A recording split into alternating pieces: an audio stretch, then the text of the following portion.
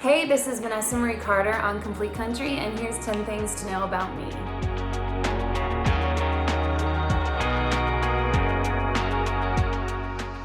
I became a country singer, I've been doing this full time for about 11 years, 12 years, but I grew up listening to country music, so I think a lot of country singers kind of have that story that it's just a part of them from before they can even remember.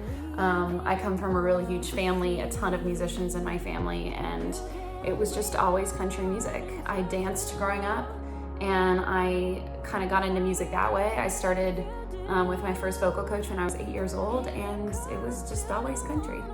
Ooh, I have so many country music influences. I think I'm Canadian. I think growing up, Shania Twain, whether you were or weren't Canadian, was kind of just the top of the top.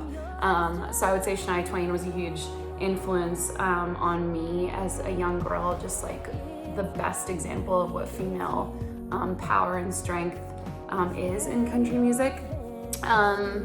Other than that, I love Casey Musgraves. I love Eric Church. I grew up listening to kind of like Van Morrison and Neil Young and more that folky country. And then my dance background kind of threw in all of these pop influences, which are definitely showing up more now in my career. I think the first song I ever performed live was probably Somewhere Over the Rainbow. My dad's favorite movie is The Wizard of Oz. And we have home video of me at like 4 or 5 years old singing that song. I'm messing up all of the lyrics. And then when I started working with my first vocal coach, I think that Somewhere Over the Rainbow was the first song that I ever did at a vocal recital. What song am I most excited to perform live? At this point, I'm excited to play any song live. After the last year and a half that we have had, I think everybody's just excited to be performing live again at all. I think the song I'm most excited to perform live, I haven't really had a lot of opportunities yet, other than a couple of rounds, to play Yours to Lose live, my new single, and so I'm really excited to play that song live. Yeah, I'd say that. If I wasn't a musician, I don't know what I would be doing, honestly. Music is my life. I have a lot of other interests. I love fashion, I love beauty, I love to cook. I'm a really good cook. But honestly, I can't really see myself doing anything other than singing and songwriting, and having this be my life. It's all I know. One thing that fans need to know about me, I would say that I have a really great sense of humor. I don't take myself very seriously, and that always seems to surprise people, so I would say my sense of humor. Being a Canadian in Nashville is great. The immigration thing is a little tricky, but once I figured that out, I absolutely love Nashville, and it's close enough that I can go home when I need to, when I miss my family, or they can come here, but it's still just got everything that I love, and I'm super lucky because a lot of my close friends are in the city as well. Some are in music. I've made a lot of great friends. So I would say being a Canadian in Nashville is pretty great for the most part.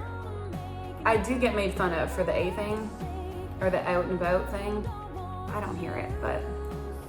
So Yours to Lose, I actually wrote, it was a first write with my two friends, Shantae and Ryan. It was the first time we'd written together. And there's something really magic about a first write when it like works really well. This song, I brought this idea in because one of my closest girlfriends was going through this really weird breakup. There wasn't even a breakup. She was just in this weird place with her boyfriend, and she was trying to figure out what was going on. And I kind of had this idea that I wanted to draw on that for this write, and then I was in this conversation with my two co-writers, and I said something like, he's doing X, Y, and Z, and she's his to lose. And then it kind of just clicked, Yours to Lose, and that's where it came from. What's on my playlist right now? I am still rocking the latest Dua Lipa record, which I know came out like a year ago now, but that is just my hype music when I get in the car, when I'm on my way to work out. It's just summertime jams for me. What else am I listening to? I listen to hot country a lot. I listen to whatever's new in country music all the time.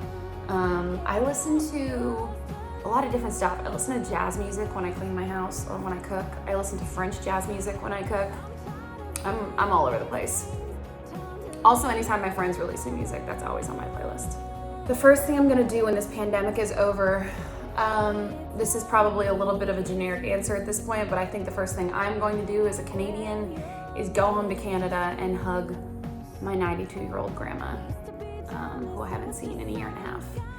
And I'm just gonna hug everyone. I'm just gonna give hugs to people, everyone that wants one. Maybe not everyone, but most people.